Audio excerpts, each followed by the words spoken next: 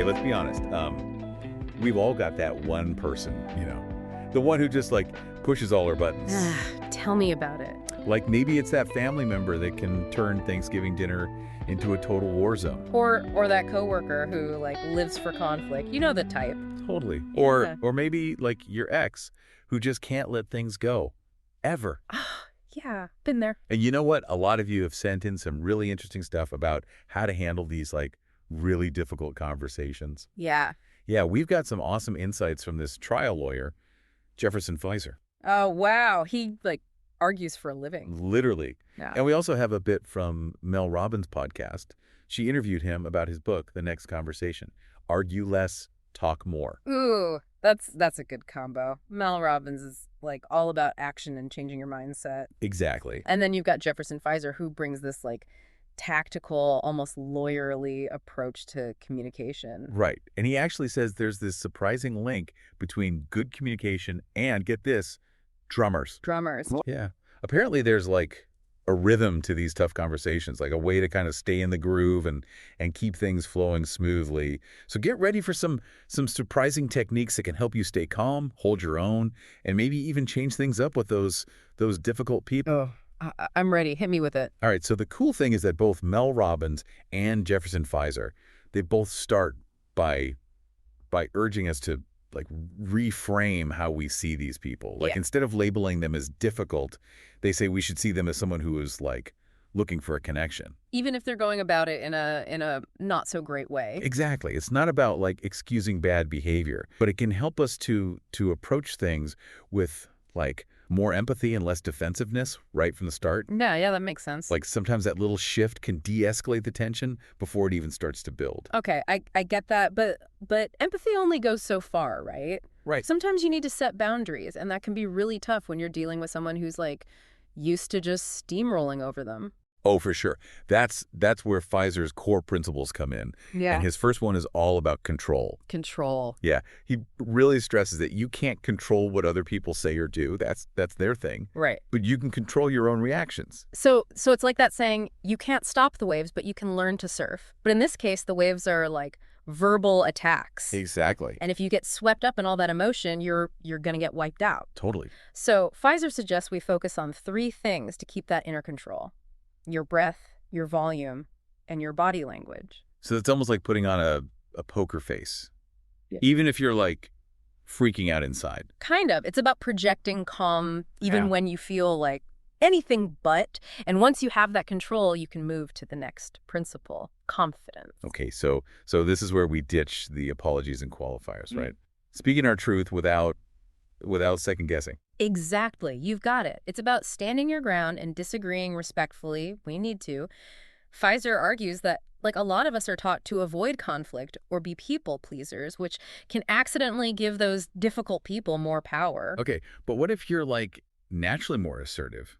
Could that backfire and make things worse? Oh, that's a really good point. And it actually gets to the heart of Fiser's third principle: connection. He's not talking about aggression here. He's talking about communicating clearly and authentically, whether you're giving good news or bad news, a compliment or a critique. So it's more about being genuine and direct than about like trying to win the conversation. Exactly. It's about saying what you mean and meaning what you say. Okay. Because when we're clear about our intentions and our boundaries, it actually creates space for a more genuine connection, even in the middle of a disagreement. That makes sense. But it's still kind of abstract, Yeah. right? How do we actually do this when someone's like really pushing our buttons? Well, that's where Fiser's practical techniques come in. And trust me, this is where things get really interesting. One technique that really stood out is the repeat it technique. The repeat it technique. Yeah. So let's say someone says something to try and put you down, right? Instead of getting defensive or snapping back, you just calmly ask them to repeat what they just said. Oh, so it's like you're calling their bluff. Exactly. Like forcing them to actually hear the words coming out of their own mouth. Precisely. And it often makes them rethink what they said because suddenly they're in the spotlight. Fiser says that even this really simple tactic can disarm even the most aggressive people.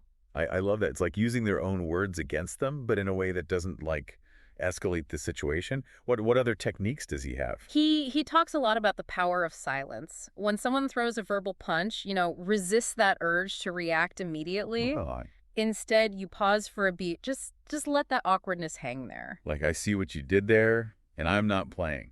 Right. It gives you a minute to collect your thoughts and choose a better response.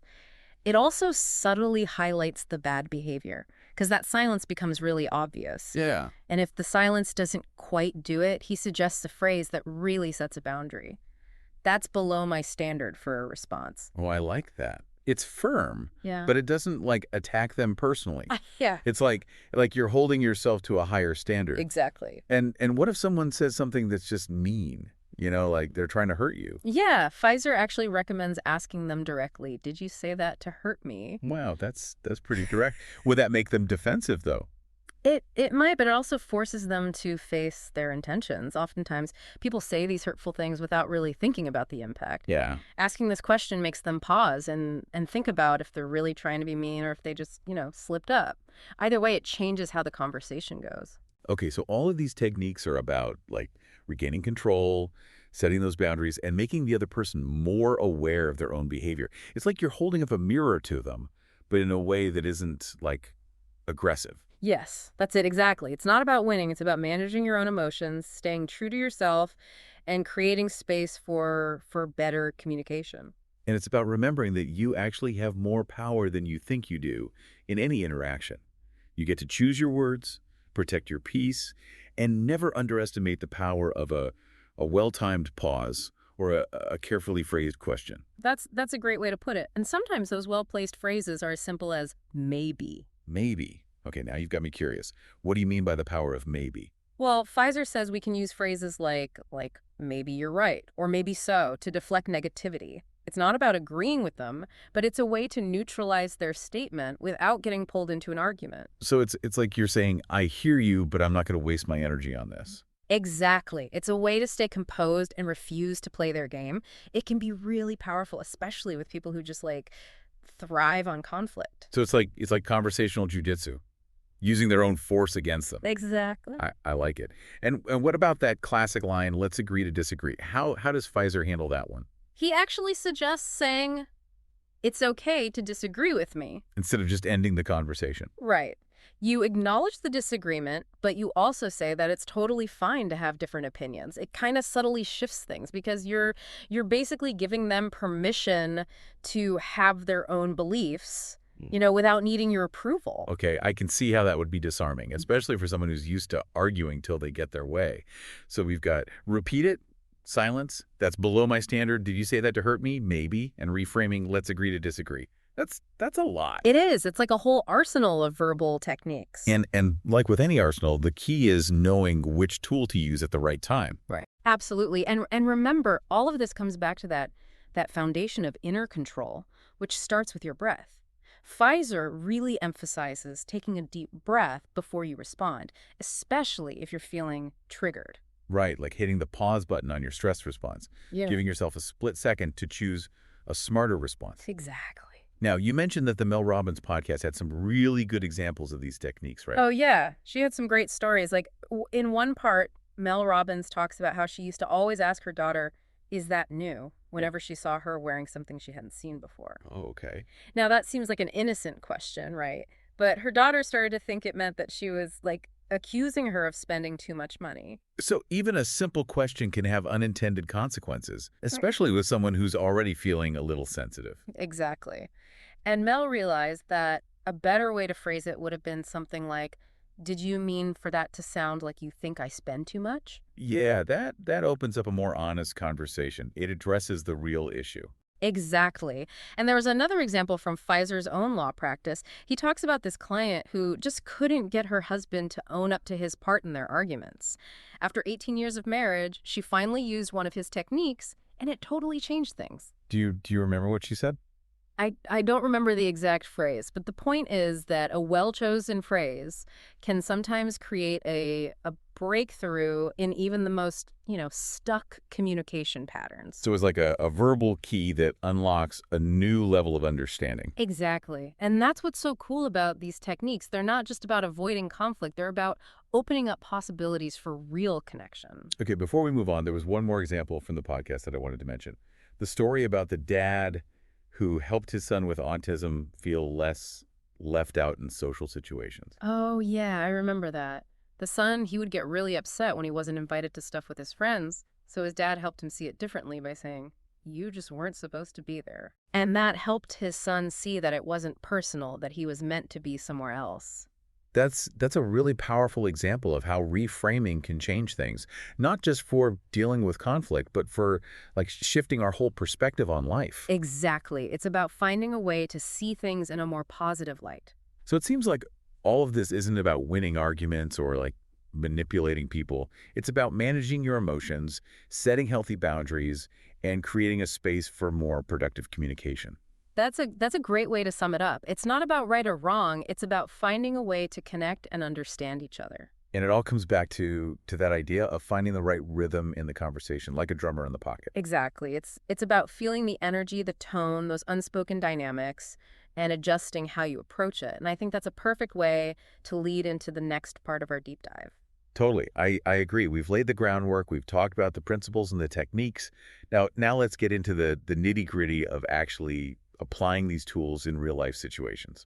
Sounds good. Let's do it. Okay, so let's get practical for a minute.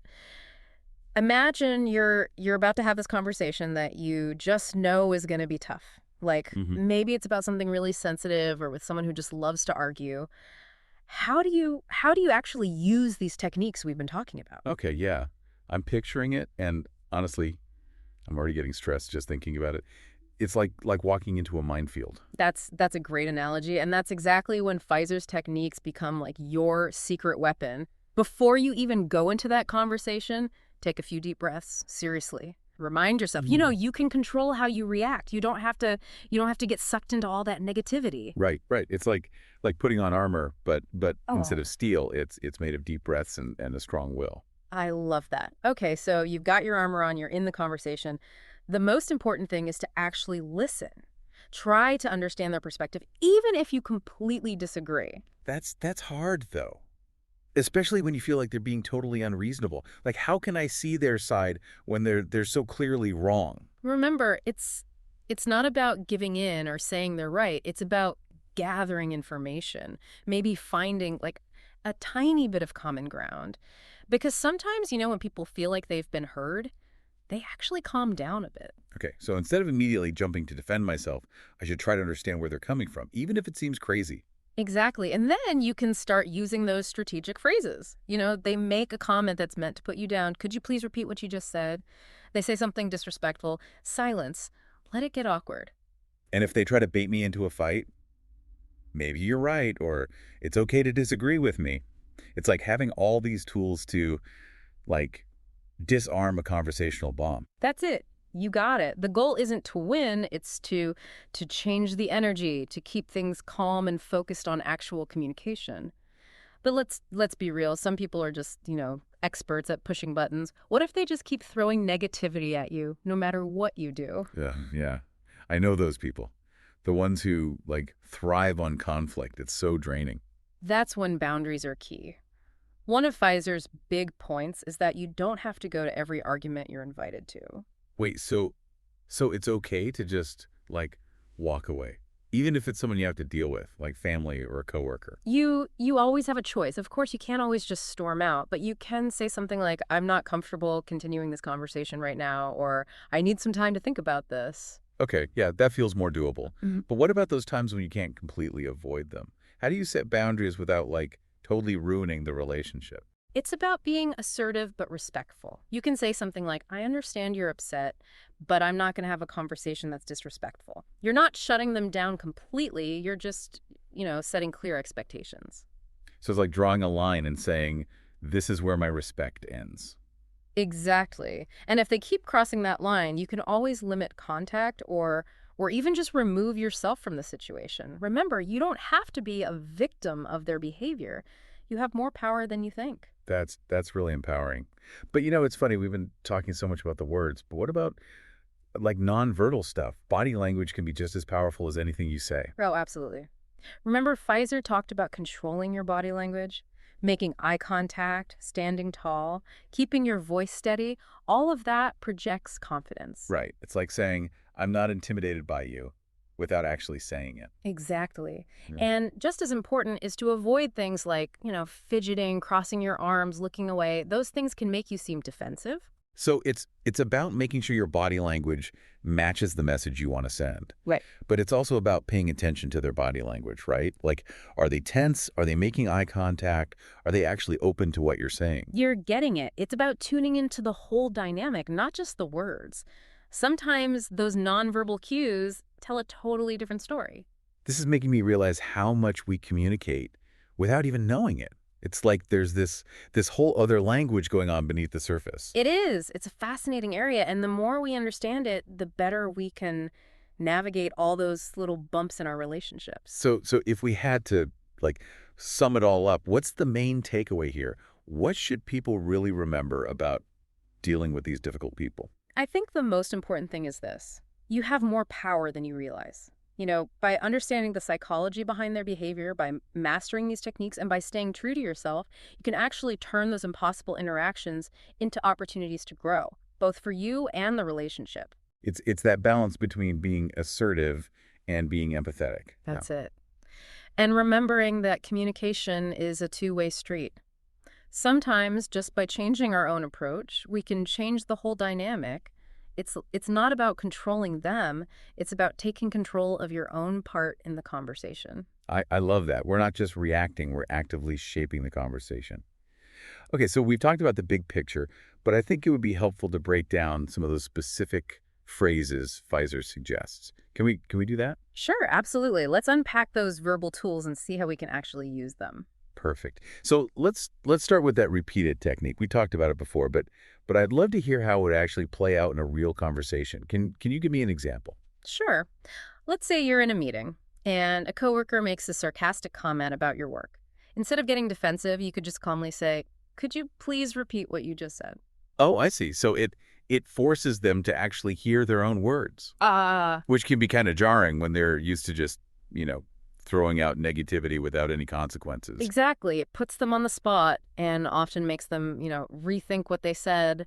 And it gives you a chance to collect yourself and respond in a more thoughtful way. It's like you're hitting the record button on their behavior. Mm-hmm. They can't deny what they said when it's like hanging right there in the air. Right. Now, what about if you get a passive-aggressive text message? Remember the "did you mean" phrase. Did you mean for that to sound so harsh?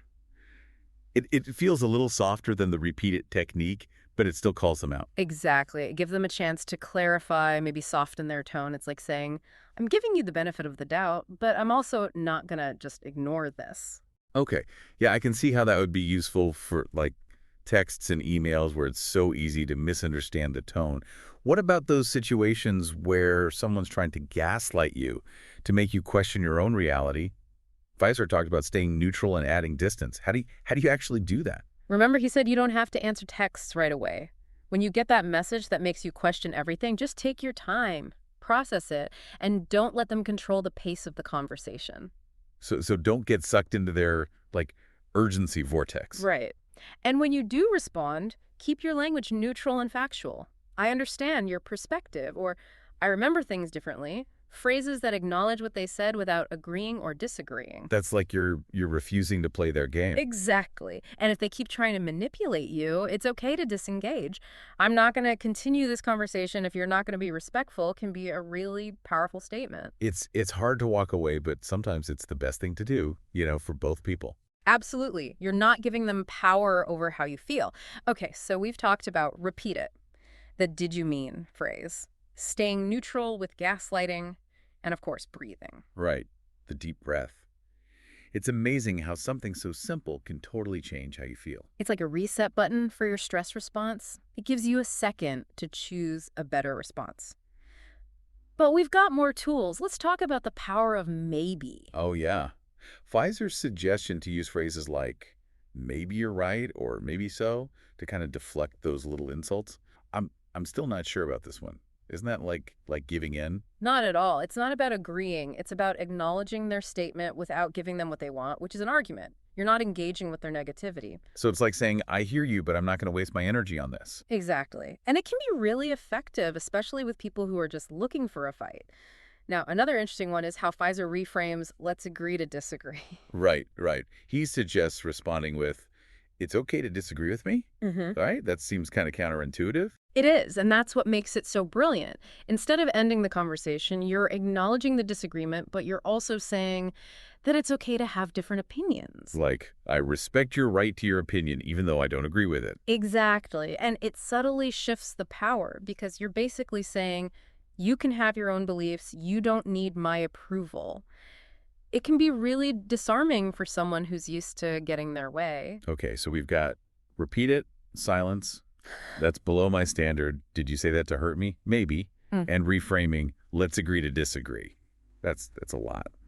Anything else we should add to our communication toolkit? There's one more that I find really helpful. It's the phrase, I hear what you're saying, but. Oh, yeah, that's a good one. It acknowledges them, but you don't have to agree. Exactly. It's a way to, like, bridge the gap. And if Okay. someone's being really aggressive or disrespectful, I might say something like, I'm not going to tolerate being spoken to like that. Yeah, that's firm, but it's not like attacking them. It's more about setting a boundary. Exactly. It's about protecting yourself while also being clear about your expectations.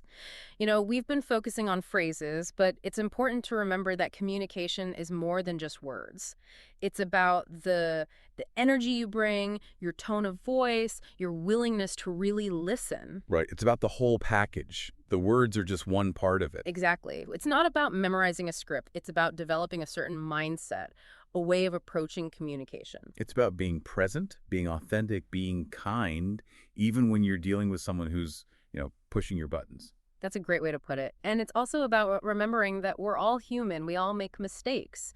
Giving each other some grace can really help smooth things over. Okay, so we've talked about reframing the techniques, being aware of nonverbal cues.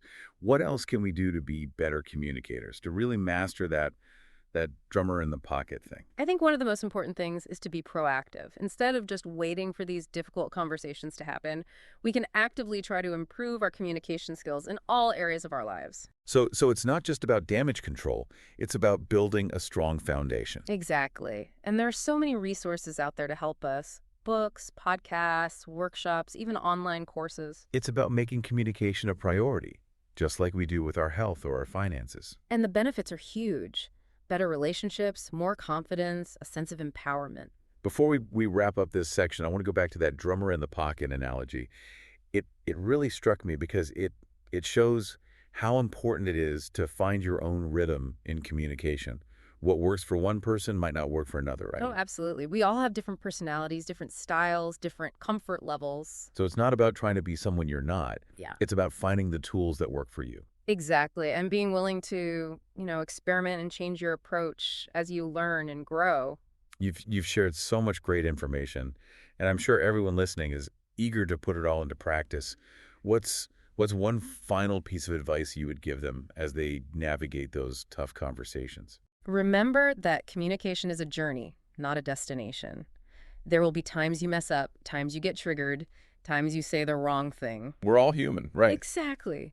The key is to be kind to yourself, to learn from those experiences, and to keep practicing. It's not about being perfect. It's about getting better. I love that.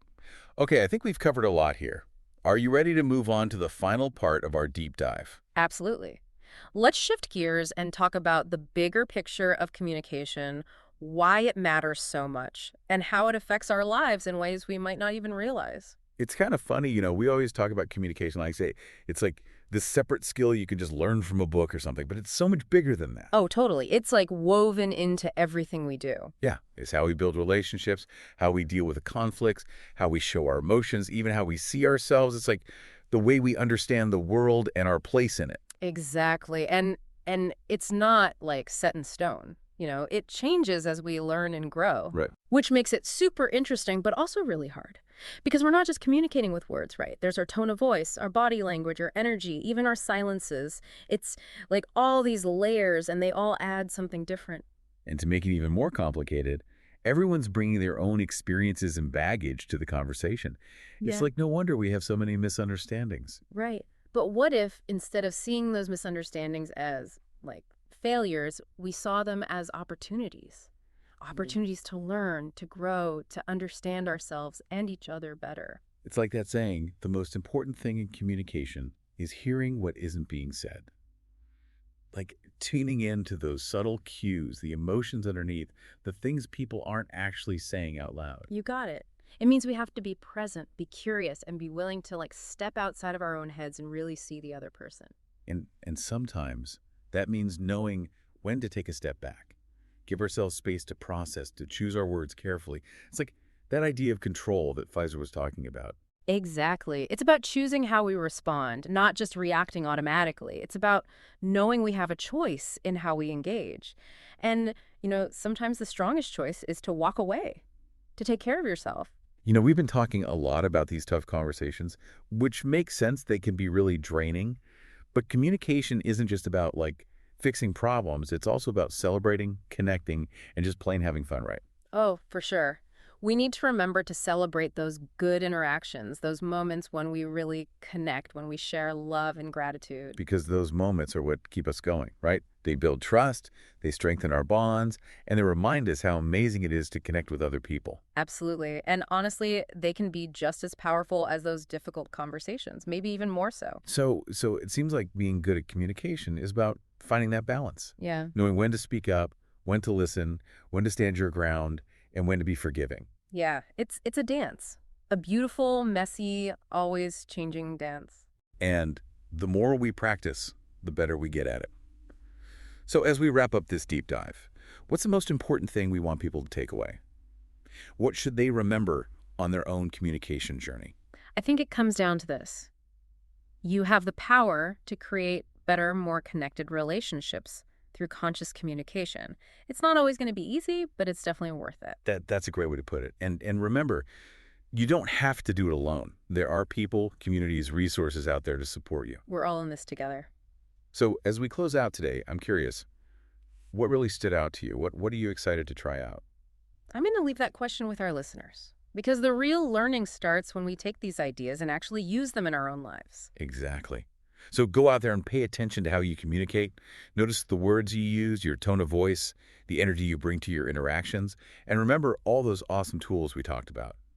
Reframing, those strategic phrases, breathing, setting boundaries, and finding your own rhythm. And most importantly, be kind to yourself. Communication is a journey, and we're all figuring it out as we go. So true. So keep practicing, keep experimenting, and never underestimate the power of the right words, a thoughtful pause, or a real connection. Until next time. Oscar.